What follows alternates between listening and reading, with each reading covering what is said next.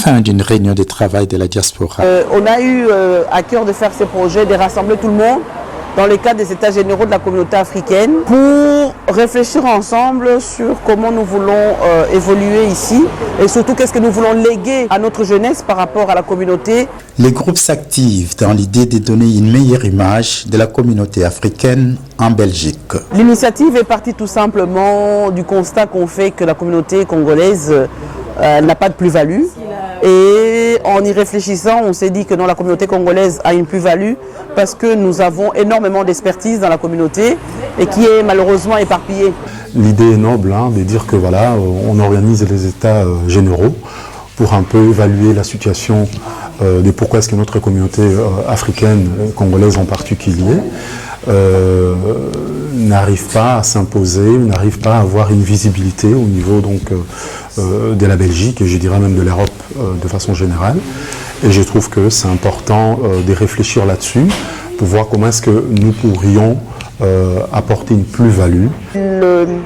L'objectif ultime, ce serait d'avoir un ouzou, c'est-à-dire un répertoire des corporations, des personnes ressources, un réseau où la communauté africaine peut aller chercher des informations pour pouvoir en fait être en réseautage, avoir un guichet unique où on peut venir s'informer sur tout ce qui se passe aussi en Belgique, mais où on reste une communauté qui devient une force économique dans ce pays. La démarche n'est pas sans risque.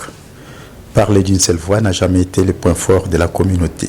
C'est un besoin dans nos communautés, un besoin de se mettre ensemble d'abord, un besoin surtout de nous remettre en question par rapport à nos méfiances parce qu'effectivement ça c'est une tare pour nos communautés, donc ou notre communauté africaine. Moi j'ai fait déjà cette expérience-là, j'ai monté un petit projet, je voulais travailler sur l'interculturalité dans les milieux africains. Effectivement on se rend compte que souvent on réclame, on dit on est discriminé en Belgique, mais nous-mêmes entre nous, est-ce qu'on ne se discrimine pas? Et donc le fait de se poser des questions, de diagnostiquer un peu tout ça, permettra tout simplement d'avoir une force, une forme de lobbying, c'est important. On voit dans toutes les communautés, les autres en tout cas l'ont, nous on n'a rien.